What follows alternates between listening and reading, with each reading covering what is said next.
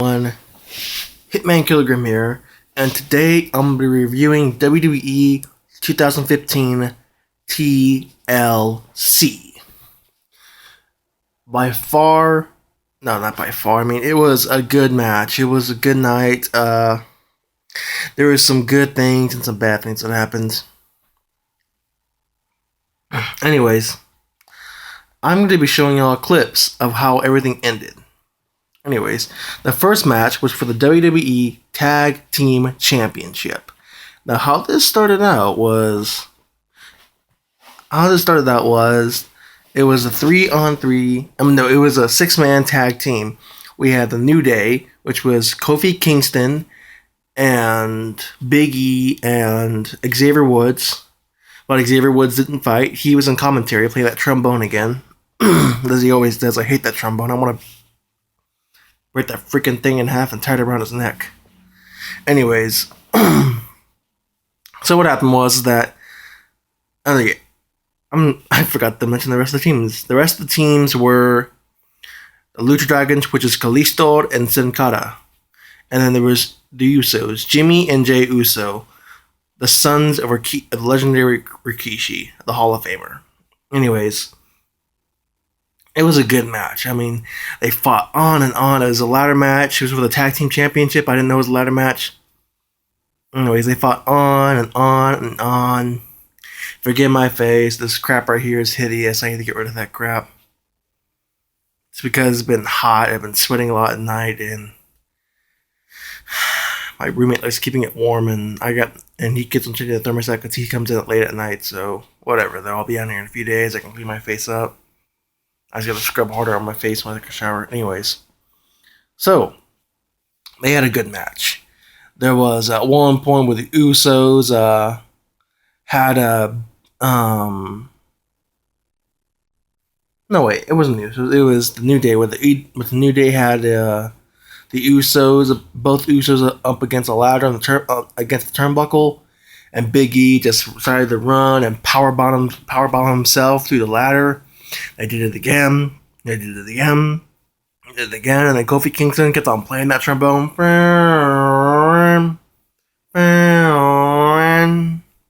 Doing that. Anyway, so the Lucha Dragons, they did pretty good. I mean, they were very athletic. There was at one point where Kalisto threw the ladder,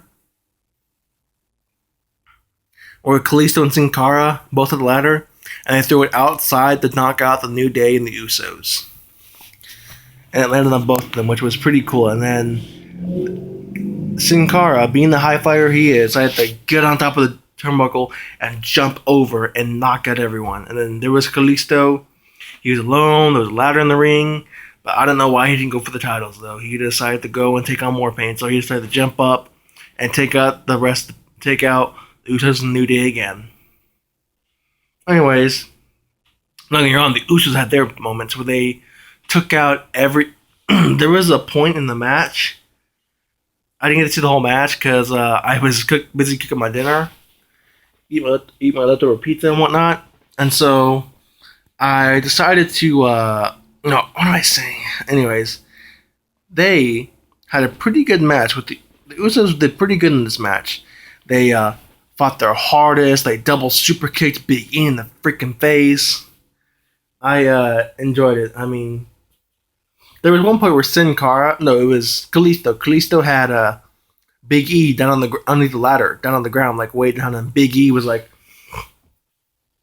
as Kalisto went up, climbed the ladder, he climbed the ladder to get the titles, and Big E just started bench pressing, tried to tip the ladder over because he was underneath it, and then here comes Sin Cara jumping on the other end of the ladder, but Big E decides to push the ladder over. Still has strength to push the ladder over because he's a big man. I bet he could bench press a lot of weight.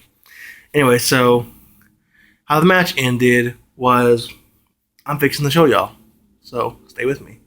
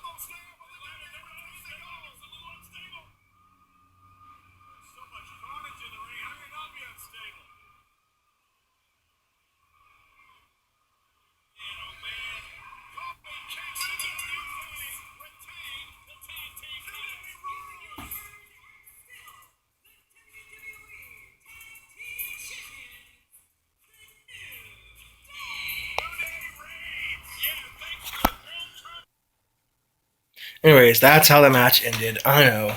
I decided that I'm not gonna film all the endings. I'm only gonna do the endings of the title matches, anyways, because it's gonna be a lot for me to record. Anyways, until I get my new camera, I'm gonna have to do this until I get a different camera other than my phone camera. Anyways, so the New Day, yes, retain the tag team championships. I did not like that. I'm like, come on, how many more times they're having all the bad guys win nowadays, and it's depressing all of us. I mean, seriously. Anyway, so next match was Rusev versus Ryback. Anyway, so what happened was that how this started out was on TMZ a long time ago. Rusev asked Lana to marry him, and she said yes. And then Lana ended up getting injured. The marriage ended up not happening because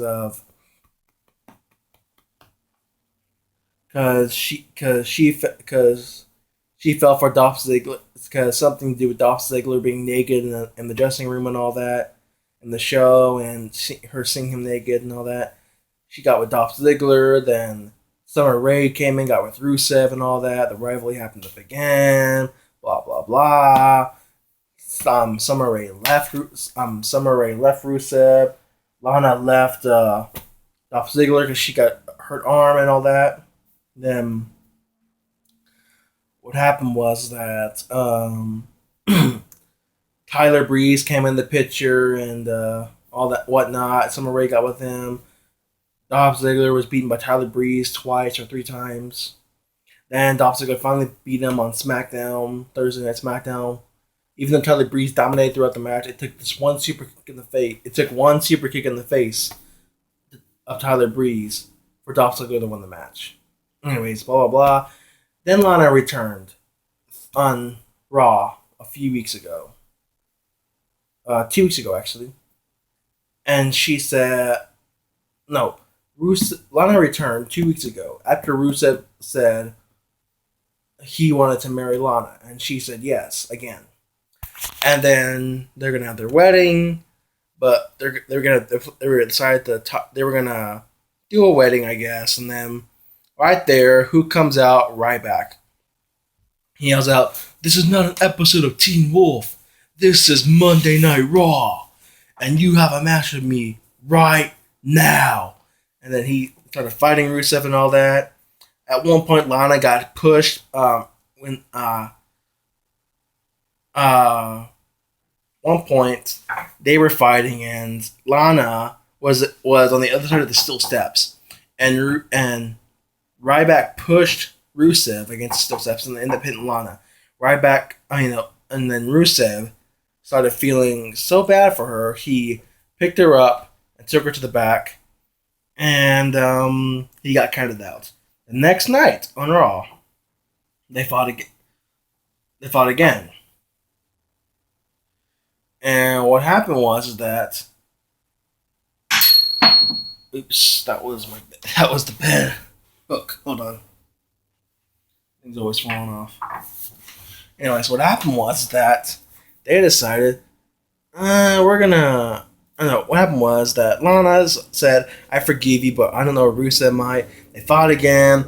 This time, Lana got pushed by Ryback because he backed up into her accidentally.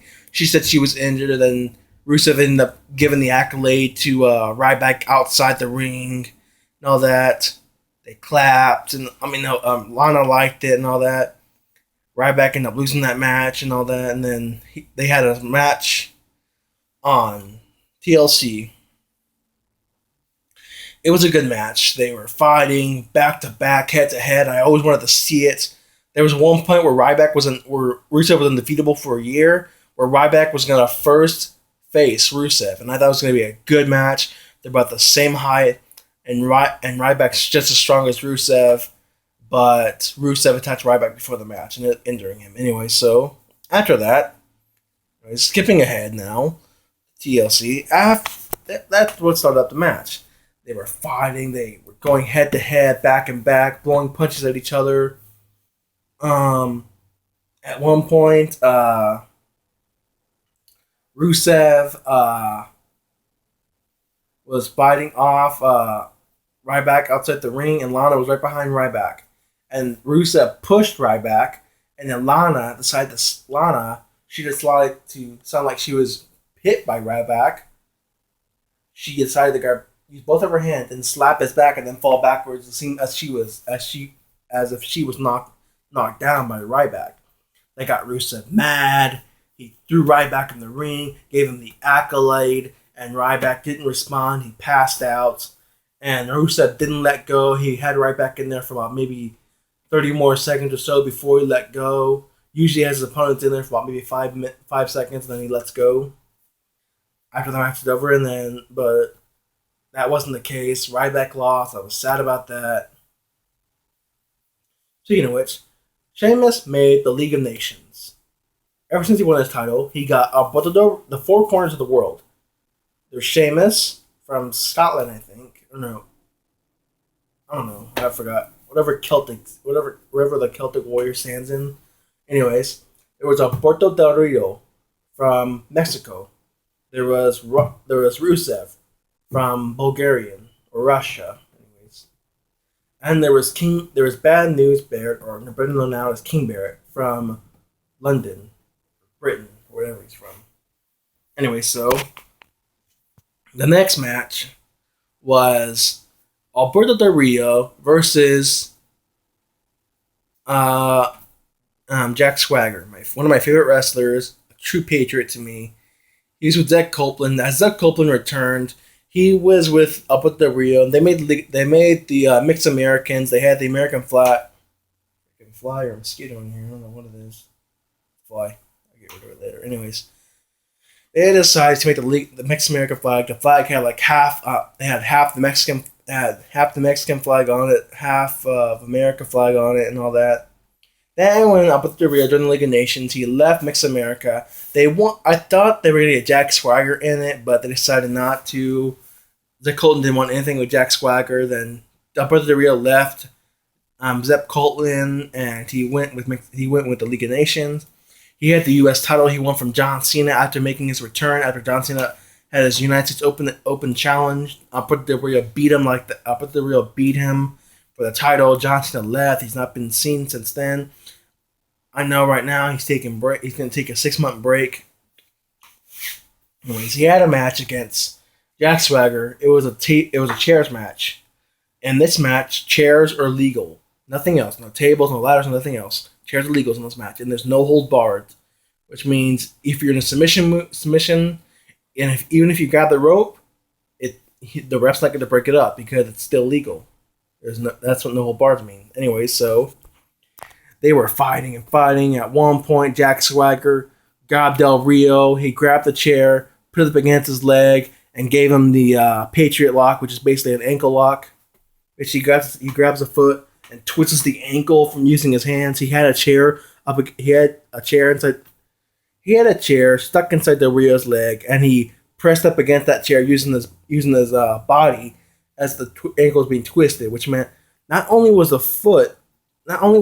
ankle being squished down by a chair, but it's also being twisted.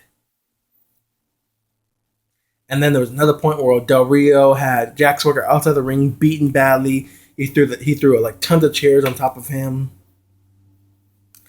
And there was another point where Del Rio had the arm lock on Jack Swagger. He was hanging on outside the ring, and it was legal still because Del Rio's whole body was outside the ropes, hanging on the top rope, and while Jack Swagger's arm was being pulled down by Del Rio's whole body. 270 pounds, I think. Yeah, 270 pounds weight on one arm. But somehow Jack Swagger got out of it. But Del Rio, he does like some kind of new move where he gets people on the top he'll get people hanging down on the turnbuckle for the Tree of Woe. That's what they call it in WWE, the Tree of Woe. Or everyone does the Tree of Woe, but Tree of Woe. But it matters what you do. You can either run and give your opponent an elbow or whatever. But Del Rio will stand on the top turnbuckle while their opponent's in the Tree of Woe. Basically, you're hanging upside down, hooked to the ropes. Your head's on your top of your head's on the mat. I hope you know what I'm talking about. I hope you can picture it in your mind. While Del Rio's on the top turnbuckle, he'll jump and slant and use both feet to slam your face in. I'm not sure what that move's called. Anyways, Del Rio was fighting. Jack Swagger was giving it all. Here's how the match ended.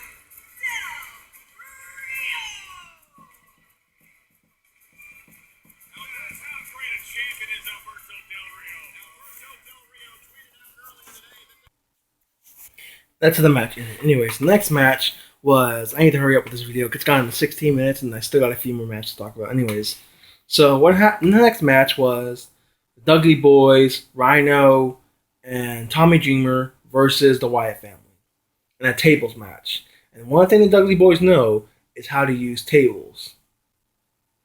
Anyway, so what happened was that the rivalry started a long time ago. I don't want to go on to it. Anyways, they brought back Tommy Dreamer and Rhino, the hardcore legends of ECW, Extreme Championship Wrestling.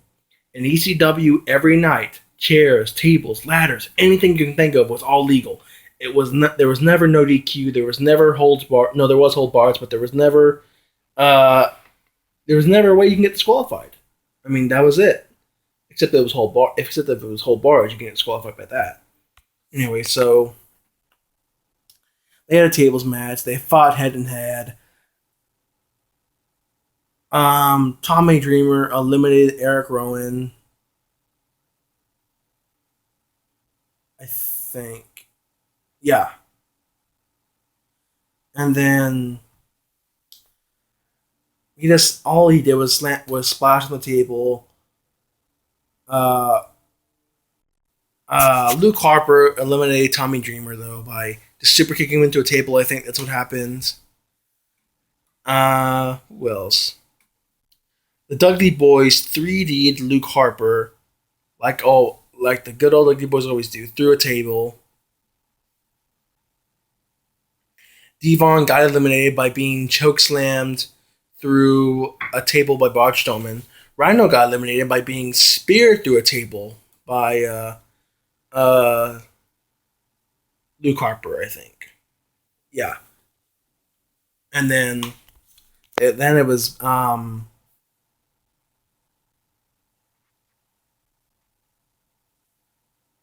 actually Eric Rowan was the one 3D'd. Luke Harper never got eliminated anyways. So after that, it was Bubba Ray versus Braun Strowman, Bray Wyatt, and Luke Harper. He was outnumbered, then thinking he got the table, and he thought to himself, some of that old ECW started going through his mind. The wheels started turning again. He went down to the ring, looked around. What's he grab? He grabs charcoal fluid and a lighter. He smothers the table in charcoal fluid.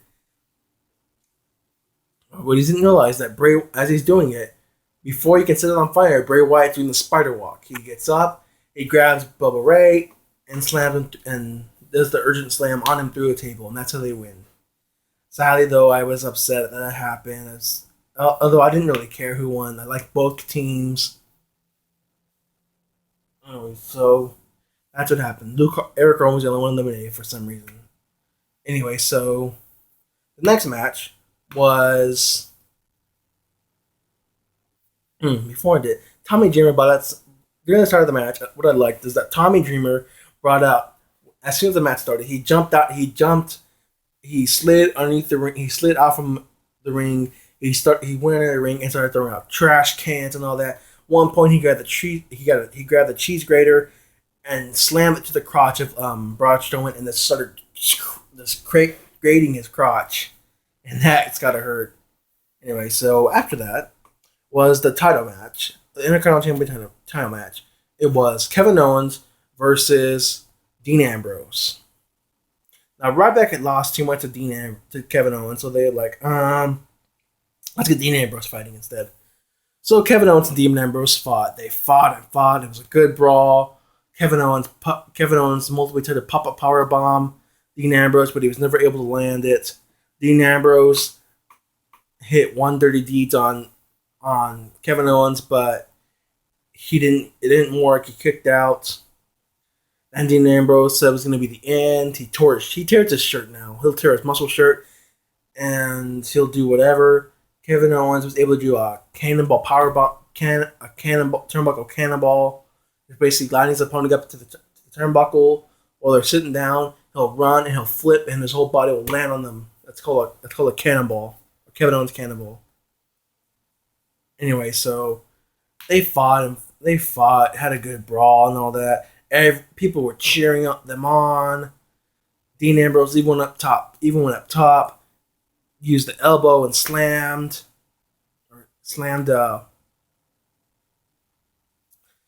and elbowed Kevin Owens.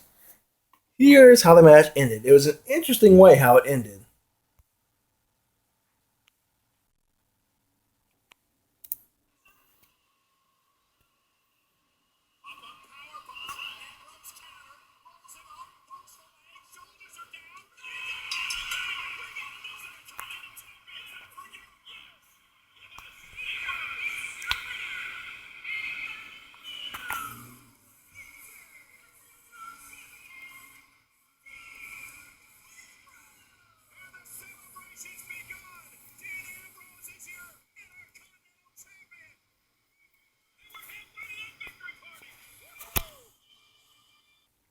Pretty cool, huh? Anyways, the next match was for the Divas title. It was Charlotte, the daughter of the Nature Boy legendary Ric Flair, 16-time world champion, and it was versus Paige. Paige made history by on her debut match. She beat AJ Lee for the Divas title. It was pretty cool. Anyway, so what happened was that rivalry went on. Paige broke up the team PCB. Charlotte had the title, and Paige was going on about how you wouldn't be here if it wasn't for your old man. She dishonored Ric Flair by slapping him in the face. Ric Flair had enough. He said, "Get her." She fought Paige, and then they would meet up for the Divas title again, like a Survivor Series. They were fighting. Charlotte got the figure 4 on Paige, but she got out of it. At one point, Ric Flair tried removing the turnbuckle pads, and the ref saw him. He said, "Stop." Then, at one point, Paige hit the Black Widow submission move on Charlotte. Then Ric Flair pulled them and hooked Paige's leg up. Oh no, it was a different submission move, and Ric Flair hooked up Charlotte's leg so she can have more leverage to try to beat Paige. The match went on. I love watching Divas fight, but not nowadays. I mean, because it's all just drama now. I mean, back in the 2000s, I loved watching them fight. They were really hot. They looked nice and all that. Anyways, back to the videos though. Back to this thing. They fought a good match. Here's what the match ended up.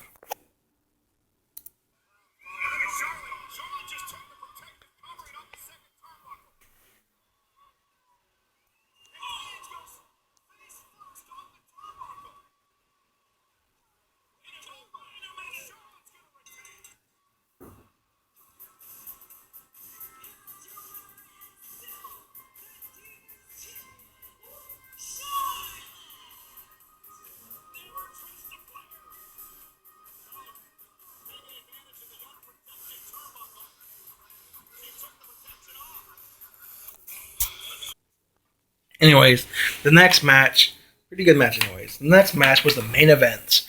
It was Roman Reigns versus Sheamus for the World Heavyweight Championship. Now, ever since Roman Reigns won the World Heavyweight Championship at Survivor Series, but Sheamus cashed in Money in the Bank after he won it at Money in the Bank, and he cashed it in right after Roman Reigns won the match. He broke kicked him twice because the first time he didn't pin him. He didn't Roman Reigns kicked out of the broke kick. Then he pinned him. He started doing that. He said, instead of Austin 316, we have Sheamus 515. And Sheamus 515 says, I just kicked your arse. Pretty funny, right? Anyway, so, because 515 stand for how much time it took Sheamus to beat Roman Reigns.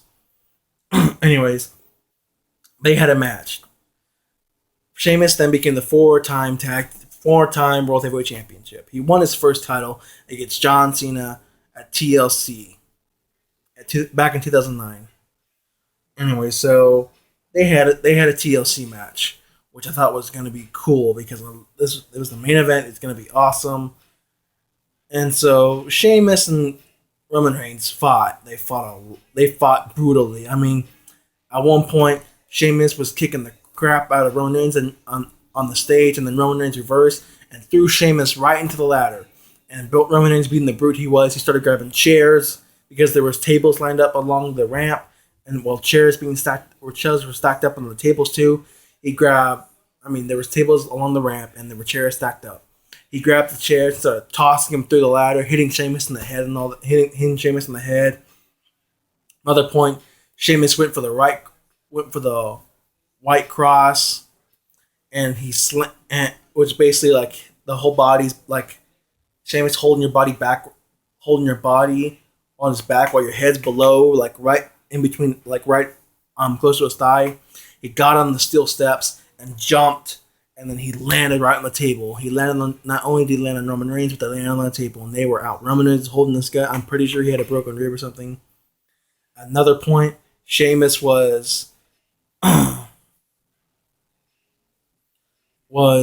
had a ladder lined up like on the edge of the announce table and the ring. That's the first time I've seen that before. I've seen it before where people slam each other on that.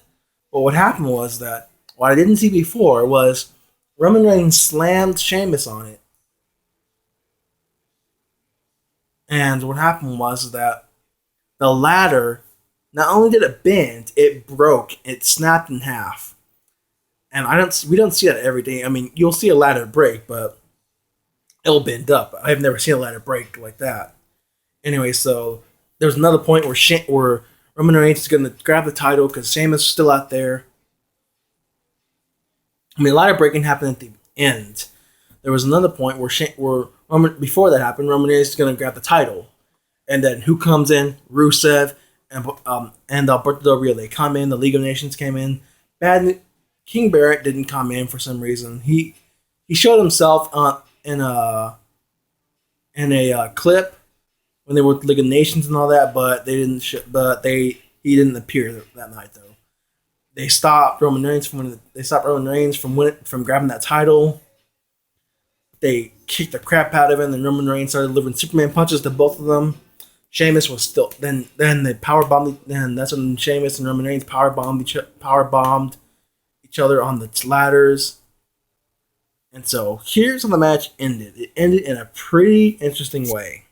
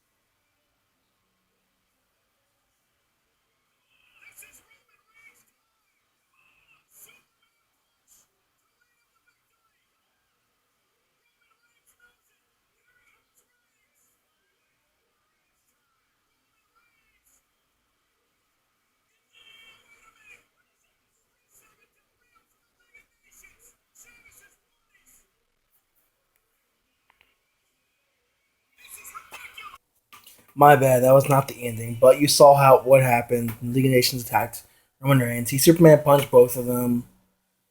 And now here's how it ended. Hopefully I got this part right.